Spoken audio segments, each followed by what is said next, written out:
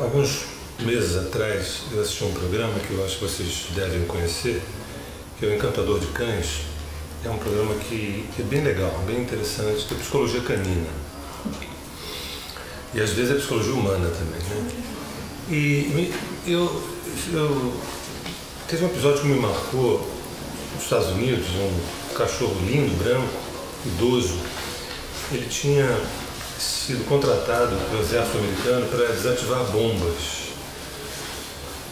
E os donos ganhavam salário, essa coisa toda. Quando foi ficando velhinho, ele ia se aposentar, o cachorro ia se aposentar. E devolveram o cachorro aos donos, certamente devia ganhar um dinheiro por essa aposentadoria. Mas ele voltou para a casa dos donos com o rabo entre as pernas e com muito medo, porque ele passou a vida inteira na iminência, ouvindo os trondos, barulhos, bombas e sempre correndo muito risco ali. E aí ele chegou na casa dos donos muito acuado.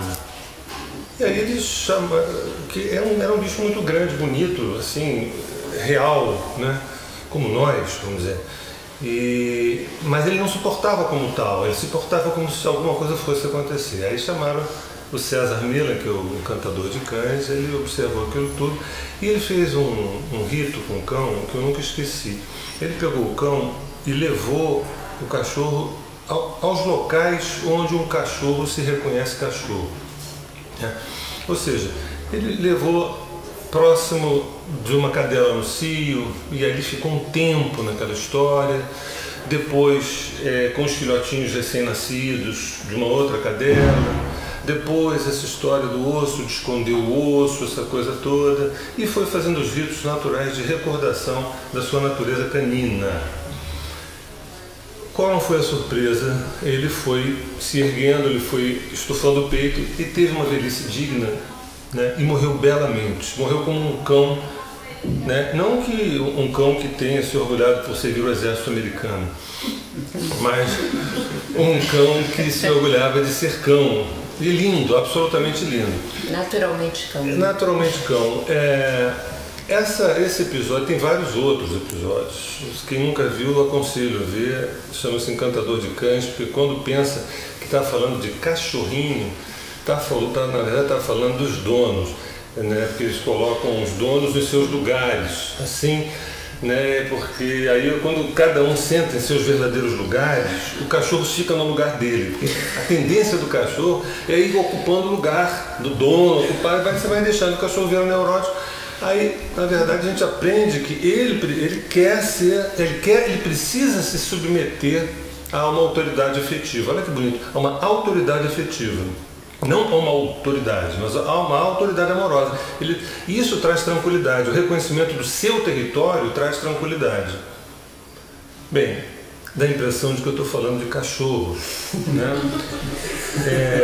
Fica a sensação, né? Mas vocês podem legendar meu texto e eu estou falando o seguinte: a vontade que me dá às vezes no consultório, são 31 anos de consultório, às vezes eu tenho vontade de pegar pela mão e fazer esse rito, entendeu? Tanto com a mulher quanto com o homem, de fazer com que o homem percorra, fareje, sinta o cheiro dos lugares que mobilizem a libido masculina, e a mesma coisa em relação à mulher.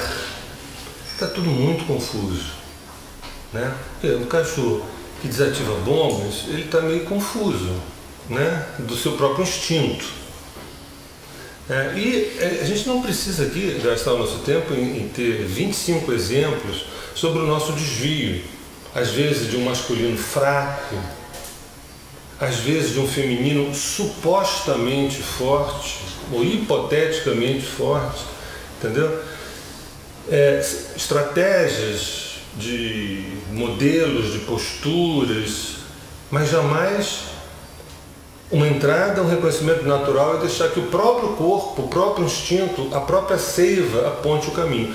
Nós trouxemos um olhar, por exemplo, para o masculino eu trouxe 4 palavrinhas-chave, que é mais ou menos como se eu estivesse pegando na mão desse homem desviado, né, e fizesse esse percurso do César Millan, né, em relação ao masculino.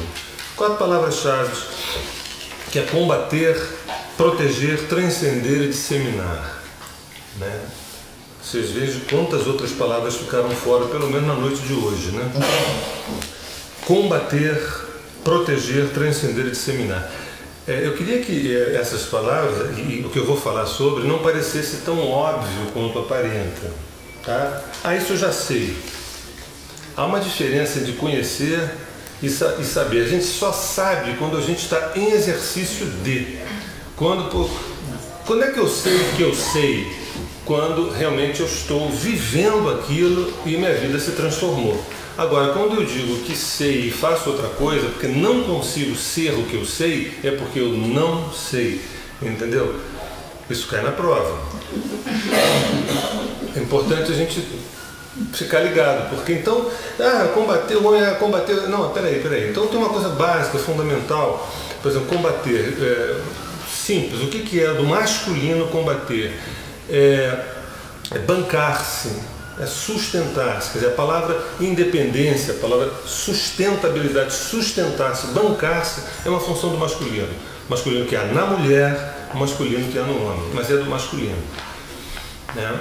E a gente vive um momento muito difícil porque muitas facilidades que não tinham há 30, 40, 50 anos atrás.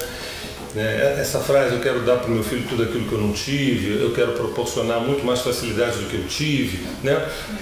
Entre aspas, me perdoe a ironia, mas entre aspas, quase como se fosse uma lavagem de dinheiro isso. Eu tenho visto pessoas que tiveram tantas facilidades que não sabem exatamente se exercer ou como homem ou como mulher, porque fugiram dos ritos de passagem que a Lígia se referiu. Fugiram dos ritos de fricção entre ego, entre objeto e sujeito, entre ego e self. Por quê? Não, porque educar é você dar tudo aquilo que você não teve. Não. Educar é você proporcionar estresses verticais também. Estresses verticais. É você proporcionar fricções que levam a uma produção do masculino. A produção do masculino. Então, sabe, por exemplo, não é raro hoje você ver um homem, talvez a gente pudesse falar letra maiúscula com letra minúscula, cabe a vocês aí fazerem esse código, homem com letra maiúscula, homem com letra minúscula, isso não tem nada a ver com opção sexual, isso tem a ver com postura, a gente está falando de atitude. Né? Um homem que chega aos 30, aos 40, aos 50 anos e depende, ou de uma herança, ou de uma pensão, ou de um pai, de uma mãe, porque na verdade, o meu talento, o mercado de trabalho não absorve. Eu não vou fazer alguma outra coisa que não seja aquilo que realmente eu me identifique, entendeu? Mas então alguém vai ter que te bancar. Qual o problema de alguém me bancar? Entendeu? E o que eu não posso é me aviltar. Entendeu? São esses desvios que passam a ser desvios naturais, desvios normais. Sabe? Como se, por exemplo, a gente não pudesse ter uma estratégia. Falei assim, olha, no ato de se friccionar masculino, de se exercer masculino, eu começo numa sustentação que eu não me identifico, mas eu tenho estratégia de chegar aqui e me realizar, porque isso é o que eu quero, isso é o meu sonho, isso é a minha... Agora, para também ter isso, não dá para esperar que papai e a mamãe nos mova nesse sentido. Tem que ter um exercício do tipo, o que eu estou sentindo? Esse é o fundamento número 1. Se não há essa pedagogia, se não há essa iniciação, complica tudo. Né? O que eu estou sentindo? A partir daí, derivando essa consciência do sentimento, você chega assim, olha, eu quero isso. Coisa que eu não dou conta hoje, então eu faço isso, me sustento com isso, agora.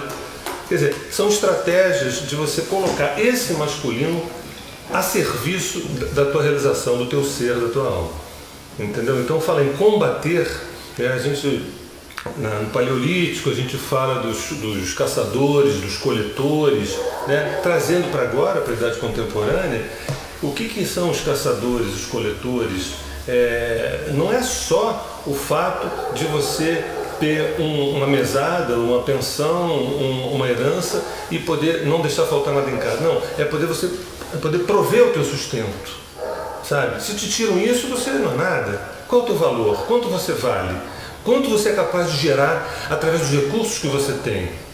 Ou seja, isso é do masculino, que há na mulher, que há no homem. E eu venho observando, eu posso estar enganado, mas eu venho observando que aquele modelo machista que vem sendo tão atacado, né, com toda razão, ele vem perdendo força, e a gente está num momento de transição onde tem uma coisa meio ameba, meio solta, meio que não tem aquela potência assim, estereotipada, tirânica do masculino, e ao mesmo tempo não tem uma outra potência que é regulada por uma sensibilidade. Quer dizer, isso é um processo, a gente está caminhando nessa direção. Mas então a primeira fala é bancar-se. Isso é importante, que eu acho que muitas pessoas veem que amar um filho, amar uma filha é protegê-lo. Depois, lá na frente, o dano é terrível. As sociedades primitivas nos mostram, nos ensinam, né, ainda hoje, que sem esses ritos de passagem, do filho se transformar um homem, entendeu? Porque o filho não pode ficar filho. O filho não pode ficar filho de jeito nenhum. O filho tem que ser... Porque a condição maior de um ser humano, né, no caso do masculino, é ser um homem. Porque o homem ele pode ser pai, o homem pode ser filho, o homem pode ser amigo, pode ser irmão, pode ser namorado, pode ser tudo. Mas o homem... Agora o filho não. O filho não necessariamente é um homem. O filho não necessariamente é um pai. Ou um pai não necessariamente é um homem. O pai não necessariamente... Mas um homem, ele contempla tudo isso. Então, a primeira noção básica de fricção, de embate, é o masculino veio para combater. Se o masculino não tem uma pedagogia do combate, maus presságios. A segunda palavra que eu queria trazer é proteger, né?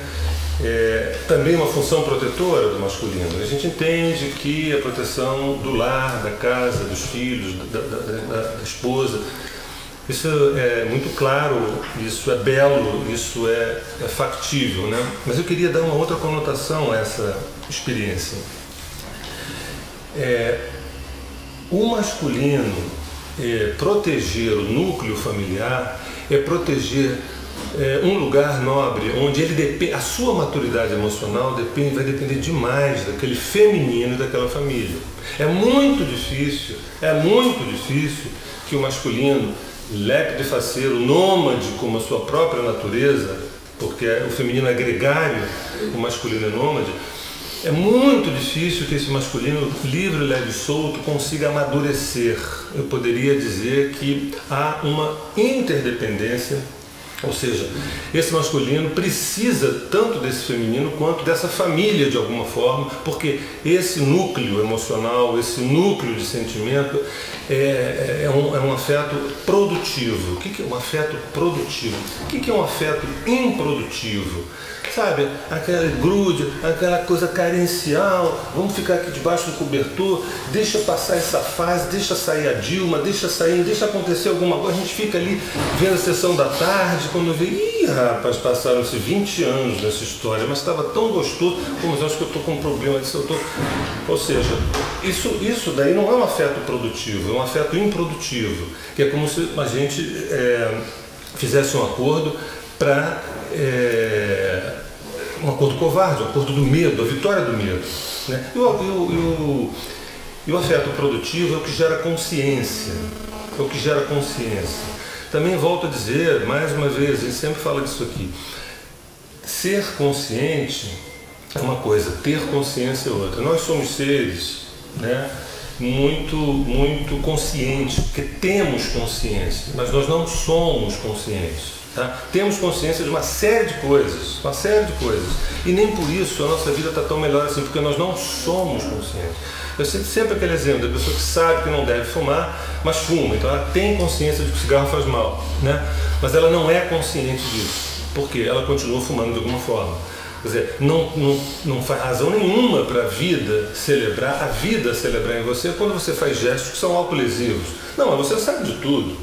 Esse é um narcisismo que te leva para o precipício, entendeu? É como se você estivesse indo na direção de um suicídio legitimado, culturalmente falando, onde todos aplaudem, mas eu tenho consciência. Mas eu não quero ter consciência, eu quero ser consciente. A qualidade é outra. Então, esse masculino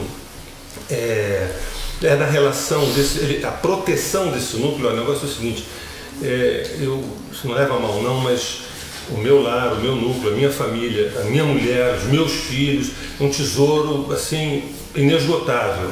Pô, mas você é paizão, você está protegendo eles do mundo? Não, não é isso não. Esse é um núcleo muito forte que me expõe, né? Porque eu tenho uma autoimagem, eu tenho opiniões a meu respeito, e meus filhos a cada dia me mostram ao contrário.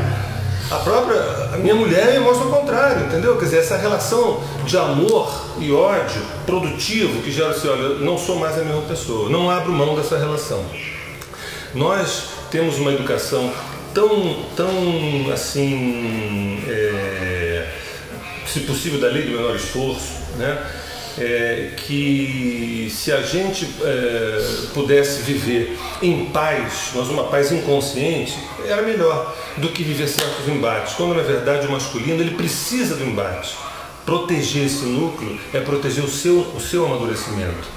E proteger o seu amadurecimento é proteger a sua sorte, porque a sorte depende do amadurecimento. E o amadurecimento depende das relações que eu estabeleço verdadeiras, verticais e honestas com as pessoas que eu escolhi, né? E não foi uma escolha intelectual, entendeu?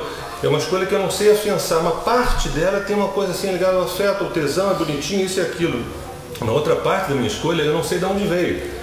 Mas nada como o cotidiano para me dizer de onde veio essa minha escolha, por que eu escolhi essa família, por que eu escolhi. Então, o aspecto protetor do masculino é de, olha, ninguém mexe, ninguém põe a mão aqui, como se fosse um bicho mesmo, ninguém põe a mão nesse núcleo, que esse núcleo para mim eu espero que vocês não tomem as minhas palavras como uma função assim, obsessiva, né? Não, é uma coisa de território, importante. Uma terceira, vocês reparem também que agora a gente vai entrar em duas outras palavras que vão se afastando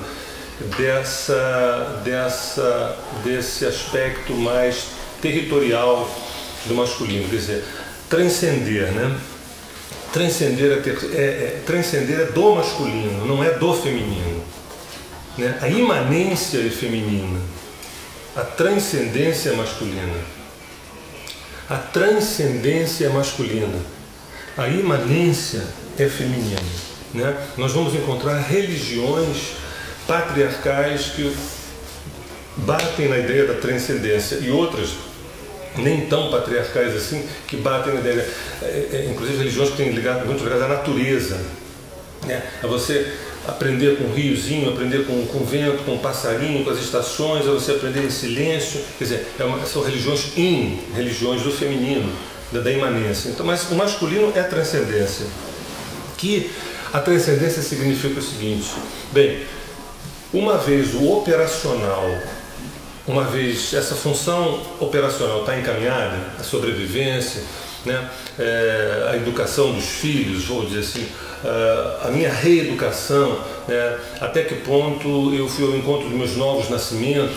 Eu, ao longo desses 30, 40, 50, 60 anos de idade, eu tive, contando a grosso modo, umas 5 mortes e 5 nascimentos. Quer dizer, eu fui ao encontro desses embates, dessas experiências, e acho que, olha, as coisas estão encaminhadas, porque, na verdade, eu não vim aqui para ficar 7, 8 décadas da minha vida focalizado na sobrevivência, nem tampouco na fusão familiar, como se estivesse com medo de que alguma terceira guerra fosse explodir. Vem cá, o que é a vida? A vida é a gente ficar grudado numa relação, ou a vida é esse indivíduo ser nutrido pelas relações. A transcendência é quando você abre a janela. E quando você fala assim, bem, agora, é como você gasta uma fortuna para fazer um mega teatro. Mas para que você faz um mega teatro? Olha, para fazer um mega teatro. Não, peraí, o que vai acontecer dentro desse teatro? Quais são os espetáculos? O principal não é o teatro. Porque a gente faz até um espetáculo na rua, gente. O problema, claro, se a gente tem um teatro maravilhoso, ótimo. Mas o espetáculo que é o ponto central. Entendeu? É a mesma coisa um templo, né? Se ali não acontece a experiência, e sim seria a transmissão de dogmas, para que isso tudo? Então, a função da transcendência é masculina, é não deixar a gente extraviar, estagnar num transe de sobrevivência num trânsito, dar conta, dar conta, dar conta, dar conta, dar conta. E o sistema, na verdade, quer dizer, esse sistema que nós construímos, ele se nutre desse dar conta. Se a gente puder correr atrás do dar conta até os 90 anos de idade, depois for descartado, não descartado, vai ser descartado antes, vai ser descartado aos 60, entendeu? Tá bom, já fui chupado numa boa. Tá? O que eu me preocupo com o transcendente, até mesmo a ideia de Deus, né? É um souvenir. Deus virou um souvenir de alguma forma, entendeu? Um mais assim, um mais assado, mas a gente não fala de experiência, de vivência, de presença. A gente fala de alguma coisa que a gente vai adquirir, que vai nos proteger de alguma forma. Mas para que eu quero tanta proteção, gente? O que pode acontecer comigo? Eu morrer e renascer. Hã?